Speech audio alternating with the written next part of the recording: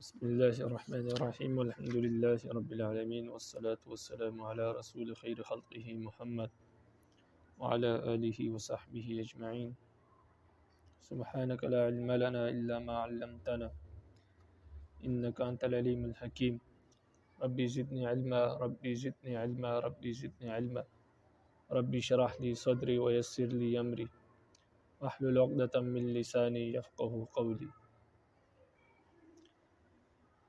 قیاس متفق علیہ ادلہ شرعیہ میں سے چوتھی قسم اور آخری قسم وہ قیاس ہے۔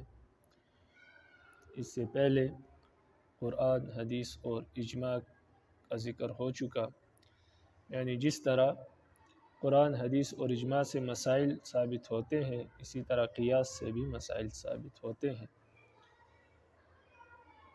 لیکن باقی جن کا ذکر ہو چکا ان سے عقائد بھی ثابت ہوتے ہیں، بعض اوقات عقائد قطعی ہوتے ہیں اور بعض ظنی ہوتے ہیں، لیکن قیاس سے عقائد ثابت نہیں ہوتے، نہ قطعی عقائد ثابت ہوتے ہیں اور نہ ہی ظنی عقائد قیاس سے ثابت ہوتے ہیں، صرف مسائل ثابت ہوتے ہیں۔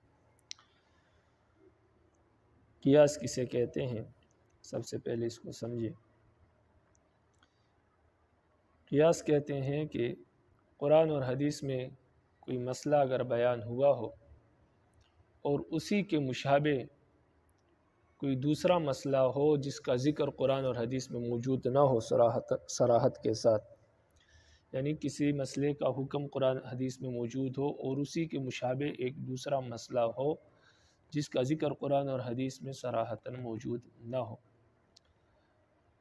اب ان دونوں مسئلوں میں مشابہت دیکھ کر اور علت دیکھ کر کہ دونوں کی علت ایک ہے اور دونوں مسئلے ایک دوسرے سے مشابہ ہیں، تو جس مسئلے کا حکم قرآن اور حدیث میں صراحت کے ساتھ بیان ہوا ہے وہی حکم اس دوسرے مسئلے پر بھی لگا دیا جائے جس کا حکم قرآن اور حدیث میں صراحت کے ساتھ بیان نہیں ہوا۔ یعنی قرآن اور حدیث میں جو مسئلہ بیان ہوا ہے، جو اس کا حکم ہے وہی حکم دوسرے مسئلے پر لگا دیا جائے، صرف مشابہت اور علت کی بنا پر کہ دونوں میں مشابہت پائی جاتی ہے اور علت دونوں کی ایک ہے، اس کو قیاس کہتے ہیں۔ مثال کے طور پر قرآن مجید میں یہ بیان ہوا ہے کہ انگور کی جو شراب ہے، یعنی خمر جس کو کہتے ہیں، وہ حرام ہے۔ انگور کی شراب، جو شراب انگور سے بنی ہو، وہ حرام ہے۔ اب مسئلہ یہ ہے کہ انگور کے سوا بھی بہت ساری چیزیں ہیں جن سے شراب بنتی ہے، مثال کے طور پر کھجور سے، سیب سے، اس طرح دیگر چیزوں سے بھی شراب بنتی ہے، تو اس کا کیا حکم ہے؟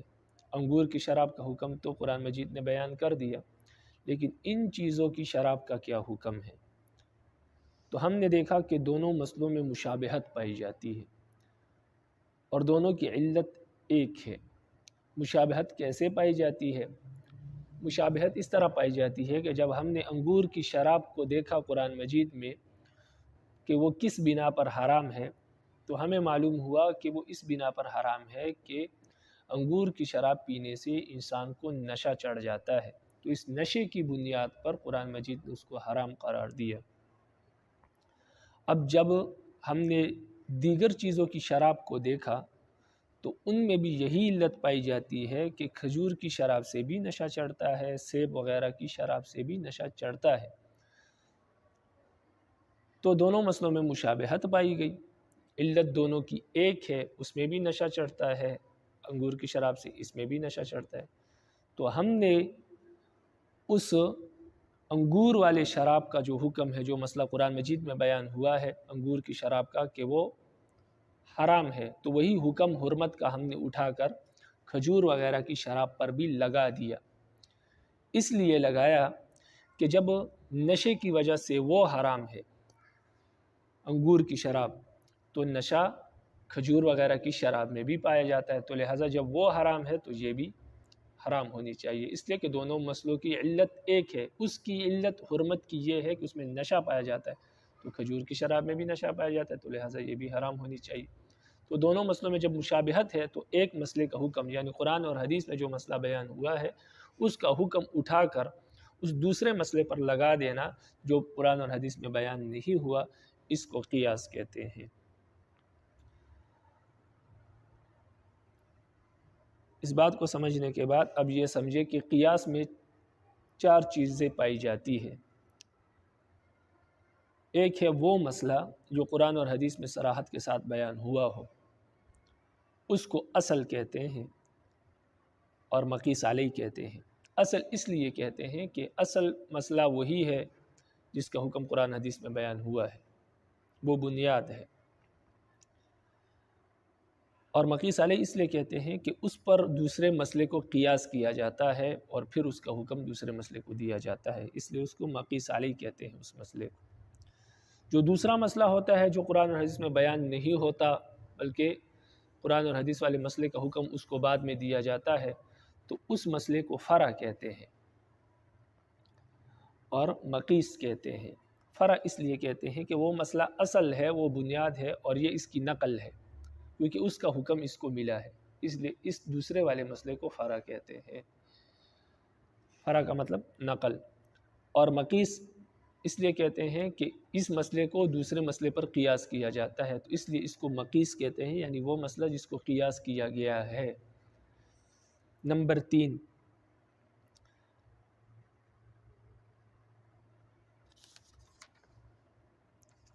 حکم۔ حکم فعل کا وہ حکم اس کو کہتے ہیں جو پہلے مسئلے کا جو حکم ہے، یعنی جو اثر ہے کہ شراب، انگور کی شراب کا کیا حکم ہے، اس کا کیا اثر ہے، تو وہ حرام ہے۔ تو جو پہلے مسئلے کا اثر ہے، یعنی اثر جو ہے اس کو حکم کہتے ہیں۔ بلکہ عام طور پر حکم تو عام چیز ہے، جیسے شراب کا کیا حکم ہے تو وہ حرام ہے، نماز کا حکم ہے، فرض ہے۔ تو جو پہلے مسئلے کا جو حکم ہوتا ہے قرآن مجید میں یا حدیث میں جو بیان ہوتا ہے اس کو حکم کہتے ہیں۔ اور چوتھی چیز ہوتی ہے علت، سبب۔ علت اور سبب یعنی وجہ، کیا وجہ ہے، یعنی پہلے والے مسئلے کی حرمت کی کیا وجہ ہے، اس کو سبب کہتے ہیں، علت کہتے ہیں، آپ اس کو آسان الفاظ میں وجہ کہتے ہیں۔ تو چوتھی چیز ہے علت اور سبب۔ تو یہ پایا جاتا ہے جب بھی قیاس ہو، ایک مسئلے کو دوسرے مسئلے پر قیاس کیا جاتا ہے تو وہاں ان 4 چیزوں کا پایا جانا ضروری ہے۔ مقیس علیہ۔ اب اس مسئلے میں یعنی شراب والے مسئلے میں جو علت ہے، جو سبب ہے، وہ ہے نشہ، کیونکہ نشہ ہی وہ سبب ہے، وہ علت ہے جس کی وجہ سے انگور کی شراب حرام ہے، اور یہی علت، یہی سبب کھجور کی شراب میں بھی پائی جا رہی ہے۔ تو اس کو کہتے ہیں علت اور سبب۔ جب 2 مسئلوں کا سبب اور علت ایک ہو تو پھر ایک مسئلے کا حکم اٹھا کر دوسرے مسئلے پر لگا دیا جاتا ہے، اس کو قیاس کہتے ہیں۔ تو خلاصہ کلام یہ کہ جہاں پر بھی قیاس ہوگا وہاں پر 4 چیزوں کا پایا جانا ضروری ہے۔ نمبر 1 اصل یعنی مقیس علیہ، وہ مسئلہ جس پر دوسرے مسئلے کو قیاس کیا جائے۔ نمبر 2 مقیس یعنی وہ مسئلہ جس کو قیاس کیا گیا ہو دوسرے مسئلے پر۔ نمبر 3 حکم یعنی پہلے والے جو مسئلے کا حکم ہے جو ہم نے دوسرے مسئلے کو دینا ہے اس کا پایا جانا ضروری ہے، کیونکہ حکم ہوگا تو دوسرے مسئلے پر لگے گا۔ نمبر 4 علت، سبب، پہلے والے مسئلے میں کیا سبب ہے، آیا وہ سبب دوسرے مسئلے میں پایا جاتا ہے یا نہیں پایا جاتا۔ اگر پایا جاتا ہے علت، دوسرے مسئلے میں بھی وہ سبب و علت پائی جا رہی ہے جو پہلے مسئلے میں ہے، تو پھر جب یہ 4 چیزیں مکمل ہو جائے تو پہلے والے مسئلے کا حکم اٹھا کر دوسرے والے مسئلے کو دے دیا جائے گا۔ تو جہاں پر بھی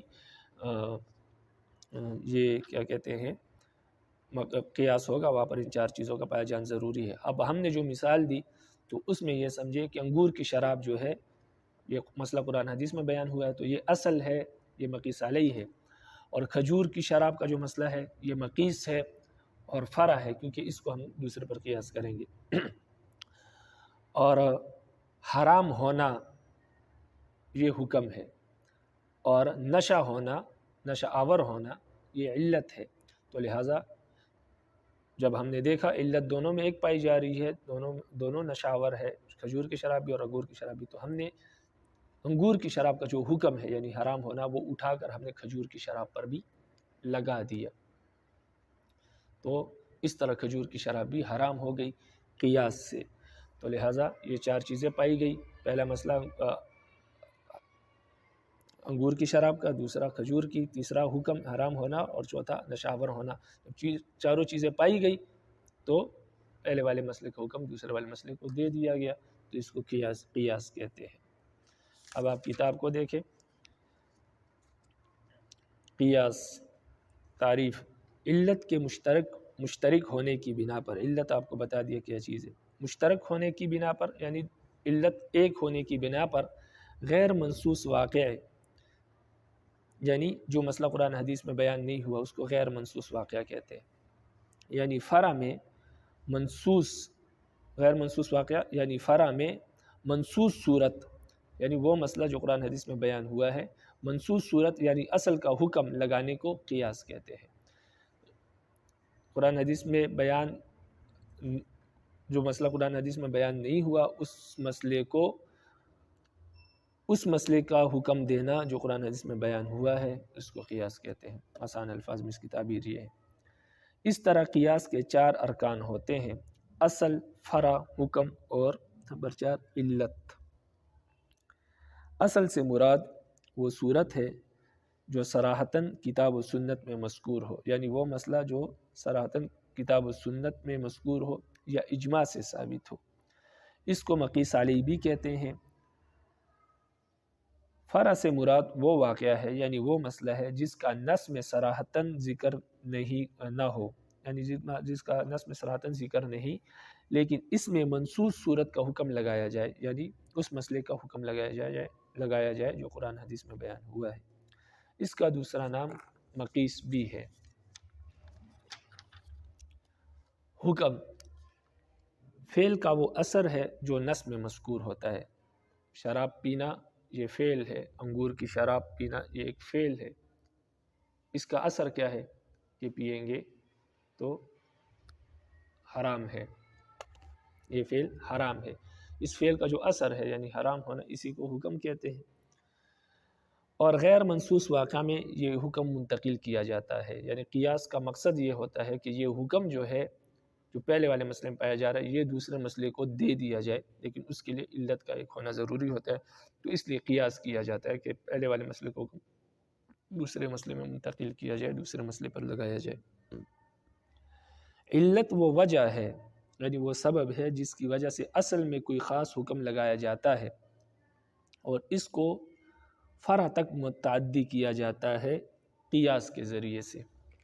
یعنی علت وہ ہے جس کی وجہ سے قرآن حدیث نے کسی مسئلے پر حکم لگایا اور ہم اسی علت کی بنا پر یہ حکم فرع میں یعنی مقیس میں لگا دیتے ہیں۔ مثلا قرآن نے انگور کی شراب یعنی خمر کو حرام قرار دیا، اس پر قیاس کرتے ہوئے کھجور وغیرہ کی شراب بھی حرام قرار دی گئی، تو خمر مقیس علیہ ہے، کھجور کی شراب مقیس اور حرام ہونا یہ حکم ہے، اور نشہ آور ہونا یہ علت ہے جو دونوں شرابوں میں پائی جاتی ہے۔ جب دونوں میں یہ علت پائی جاتی ہے تو ہم نے ایک کا حکم دوسرے کو دے دیا۔ آگے ہے حجیت یعنی قیاس حجت ہے، قیاس دلیل ہے، قیاس سے مسائل ثابت ہوتے ہیں شریعت کے۔ یہ کہاں سے ثابت ہے کہ قیاس بھی حجت ہے، قیاس بھی دلیل ہے؟ تو اب اس کی دلیل دے رہے ہیں کہ قیاس شرعی مسائل قیاس سے ثابت ہوتے ہیں اور شریعت میں قیاس حجت ہے، اس کی دلیل دے رہے ہیں، اس کی حجت بیان کر رہے ہیں۔ تو تقریباً 6 دلائل بیان کریں گے مصنف۔ تو پہلی دلیل کا خلاصہ یہ ہے کہ تمام ائمہ اربعہ یعنی تمام ائمہ کیا یعنی ائمہ اربعہ، امام ابو حنیفہ، امام مالک، امام شافعی اور امام احمد بن حنبل رحمہم اللہ، ان چاروں ائمہ کا اس بات پر اتفاق ہے کہ قیاس شرعی حجت ہے۔ تو لہٰذا جب مجتہدین کے اتفاق ہو گیا تو اجماع سے یہ بات ثابت ہو گئی کہ قیاس حجت ہے، حجت شرعی ہے۔ اور آپ نے پڑھا کہ اجماع کبھی گمراہی پر نہیں ہو سکتا، امت کے اتفاق گمراہی پر نہیں ہو سکتا۔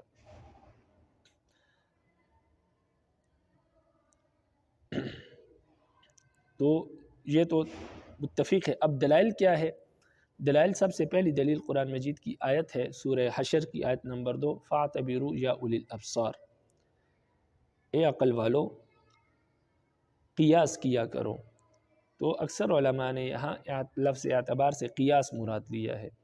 تو قرآن مجید کی آیت سے معلوم ہوا کہ عقل والو شرعی مسائل میں قیاس کیا کرو، یعنی غور و فکر کر کے ایک مسئلے کو، اگر دونوں ایک طرح کے ہو تو ایک مسئلے کو دوسرے مسئلے پر قیاس کر کے اس کا حکم لگا دیا جائے، کیونکہ قرآن اور احادیث میں تمام جزیات بیان نہیں ہوئے ہیں، اصول بیان ہوئے ہیں۔ اب قیامت تک جتنے مسئلے بھی آئیں گے وہ قرآن حدیث کے ذریعے ہی حل ہوں گے، کیونکہ اس کے ما سوا تو کوئی حل نہیں ہے۔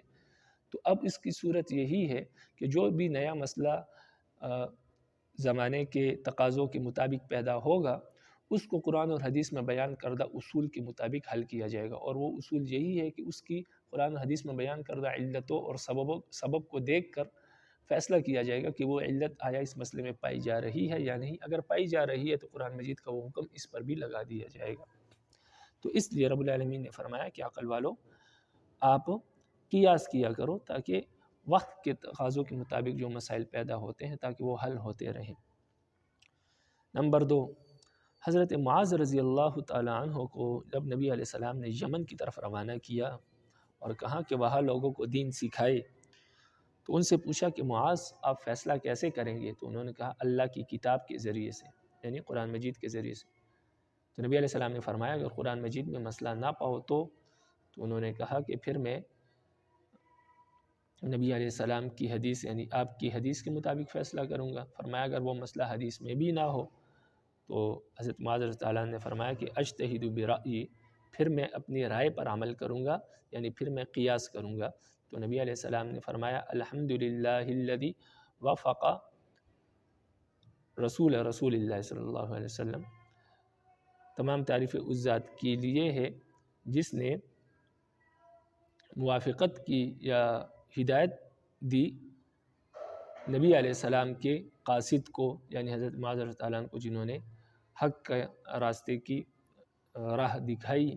تو اس ذات کی آپ صلی اللہ علیہ وسلم نے تعریف فرمائی۔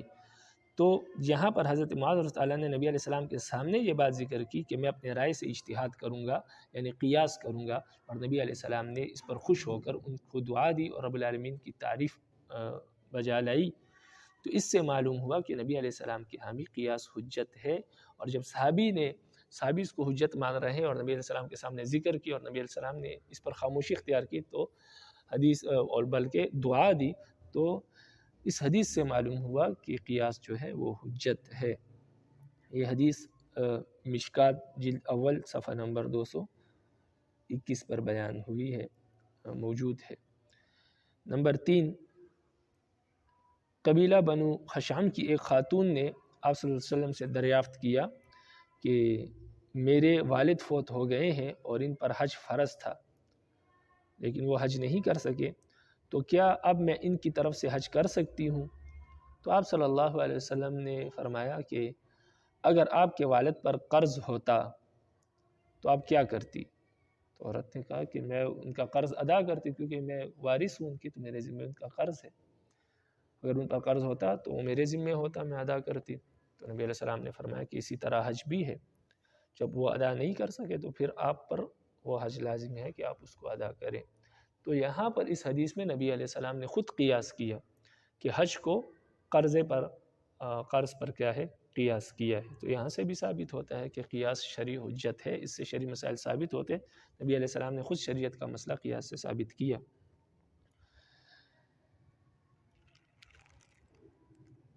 یہ حدیث مشکات جلد اول صفحہ نمبر 221 پر ہے، اور پہلی والی حدیث غلطی سے وہ حدیث مسند امام احمد بن حنبل میں ہے، جلد 5 صفحہ نمبر 292 پر۔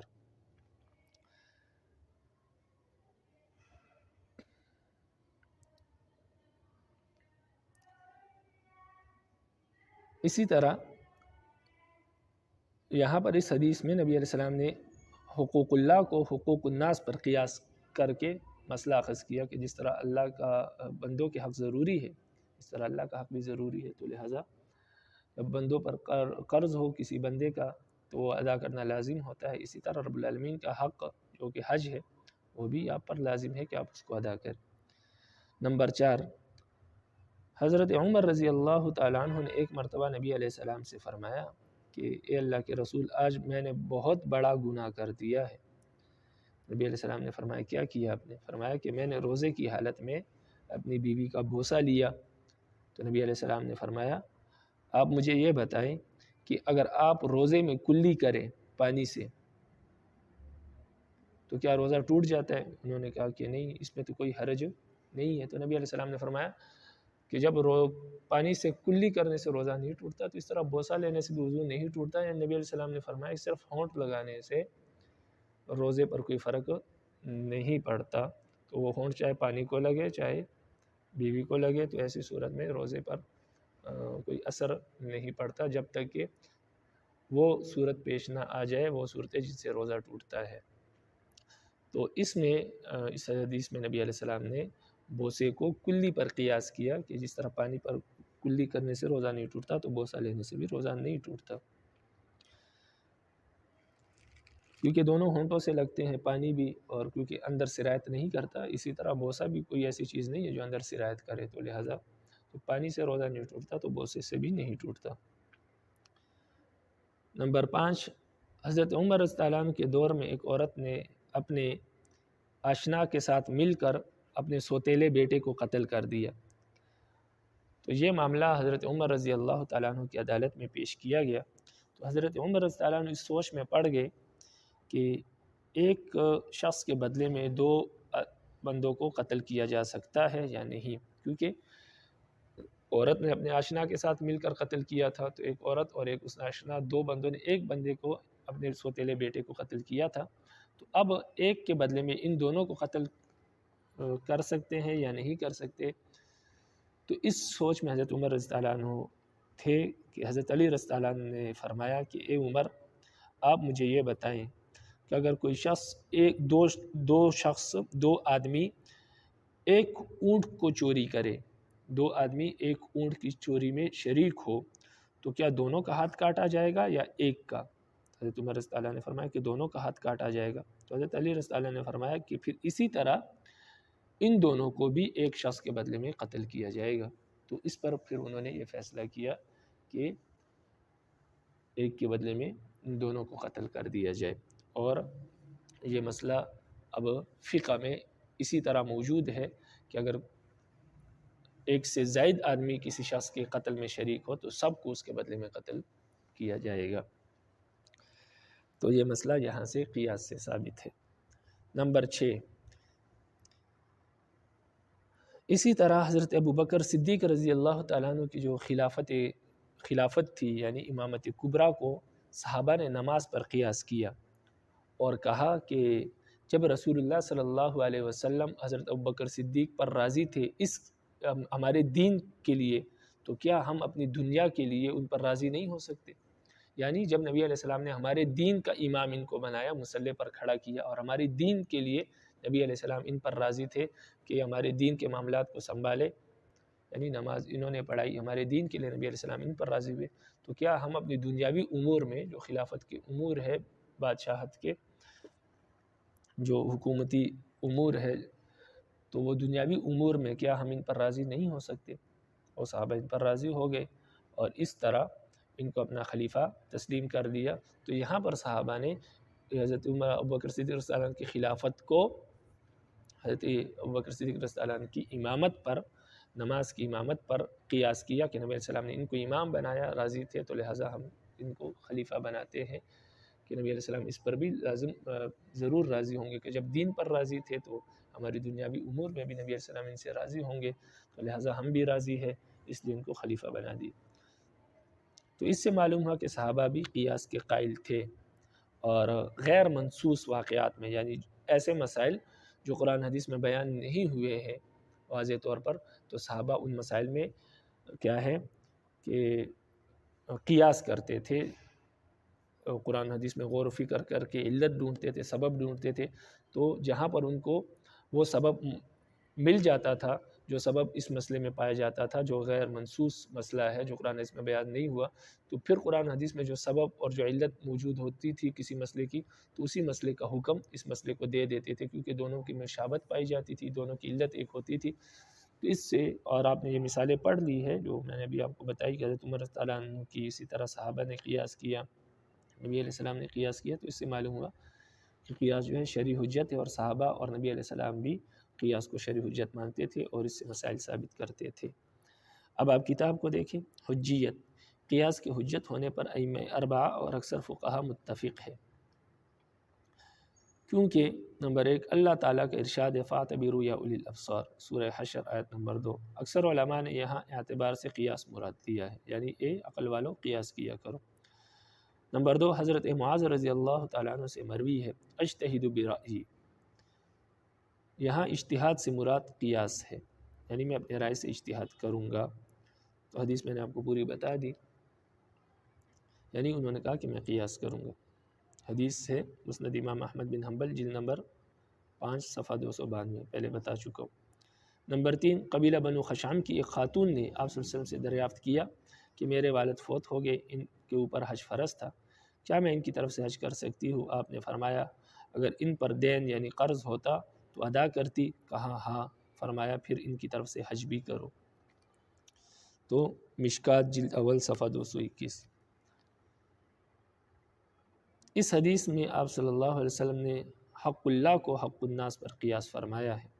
نمبر 4 ان عمر رضی اللہ تعالیٰ عنہ قال، حضرت عمر رضی اللہ تعالیٰ عنہ سے روایت ہے، فرماتے ہیں صنعت اليوم یا رسول اللہ امرا عظیما، آج میں نے بہت بڑا کام کیا ہے، یعنی بہت بڑا گناہ کر دیا ہے۔ قبلت وانا صائم، میں نے بوسہ لیا اپنی بیوی کو اور میں روزے سے تھا۔ فقال رسول اللہ صلی اللہ علیہ وسلم، رسول اللہ صلی اللہ علیہ وسلم نے فرمایا ارأیت، آپ مجھے یہ بات بتائی، لو مزمزت من الماء وانت صائم، اگر آپ پانی سے کلی کرے اور آپ روزے سے ہو۔ فقال لا بأس، تو انہوں نے کہا اس میں کوئی حرج نہیں ہے۔ تو نبی علیہ السلام نے فرمایا کہ جب اس میں حرج نہیں ہے تو پھر بوسے میں بھی کوئی حرج نہیں۔ اس حدیث میں آپ صلی اللہ علیہ وسلم نے بوسے کو کلی پر قیاس فرمایا۔ یہ حدیث ابو داود میں باب القبلۃ للصائم جلد نمبر 1 صفحہ نمبر 324 پر موجود ہے۔ نمبر 5 حضرت عمر رضی اللہ تعالیٰ عنہ کے عہد میں ایک عورت نے اپنے اشنا کے ساتھ مل کر اپنے سوتیلے بیٹے کو قتل کر دیا، اور یہ معاملہ عدالت فاروقی میں آیا۔ حضرت عمر رضی اللہ تعالیٰ عنہ کو تأمل تھا کہ ایک کے بدلے میں 2 قتل کیے جائیں۔ حضرت علی رضی اللہ تعالیٰ عنہ نے فرمایا کہ اگر ایک اونٹ کی چوری میں 2 آدمی شریک ہو تو دونوں کے ہاتھ کاٹے جائیں گے یا نہیں؟ حضرت عمر رضی اللہ تعالیٰ عنہ نے فرمایا ہاں کاٹے جائیں گے، یعنی حضرت علی رضی اللہ تعالیٰ عنہ نے کہا پھر اسی طرح دونوں قتل کیے جانے چاہیے۔ نمبر 6 اسی طرح صحابہ نے حضرت ابو بکر صدیق رضی اللہ تعالیٰ عنہ کی خلافت کبریٰ کو نماز کی امامت صغریٰ پر قیاس کیا اور کہا رضیہ رسول اللہ صلی اللہ علیہ وسلم لدیننا افلا نرضاہ لدنیانا، کہ نبی علیہ السلام ان پر ہمارے دین کے لیے راضی تھے، کیا ہم ان سے راضی نہیں ہو سکتے اپنی دنیا کے لیے؟ یعنی جب انہوں نے اس کو امام بنایا تو ہم اس کو خلیفہ بنا سکتے اپنی دنیاوی امور میں۔ اس سے معلوم ہوا کہ صحابہ بھی قیاس کے قائل تھے، اور غیر منصوص واقعات میں، یعنی غیر منصوص مسائل میں، جو مسائل قرآن حدیث میں بیان نہیں ہوئے ان کو غیر منصوص کہتے ہیں، واقعات سے مراد مسائل ہے۔ تو غیر منصوص واقعات میں منصوص مسائل، یعنی جو قرآن حدیث میں بیان ہوئے ہیں، ان مسائل سے مماثلت کی بنا پر، دونوں میں مشابہت کی بنا پر اس طرح کا حکم لگایا کرتے تھے صحابہ غیر منصوص واقعات میں منصوص مسائل سے مماثلت کی بنا پر اس طرح کا حکم لگایا کرتے تھے، یعنی ایک مسئلے کا حکم دوسرے کو دے دیتے تھے، قیاس کیا کرتے تھے۔ تمرین نمبر 1 قیاس کسے کہتے ہیں یہ بتائیں، قیاس کے ارکان کیا کیا ہے، یعنی کون کون سے ہیں۔ نمبر 3 زکوٰۃ ایک عبادت ہے، اس لیے نابالغ کے مال میں واجب نہیں ہوتی، جیسے نماز نابالغ پر واجب نہیں ہوتی۔ اس مثال میں مقیس علیہ، مقیس حکم اور علت متعین کرو، یعنی اس مثال میں مقیس علیہ، مقیس حکم اور علت بتائے کہ مقیس علیہ کون سا مسئلہ ہے، مقیس کون سا مسئلہ ہے، حکم کیا ہے اور علت کیا ہے۔ نمبر 4 قیاس کے حجت ہونے کی کون کون سی دلیلیں ہیں، کیا کیا دلیلیں ہیں، یعنی کون کون سی دلیلیں ہیں۔ وما علینا الا البلاغ المبین۔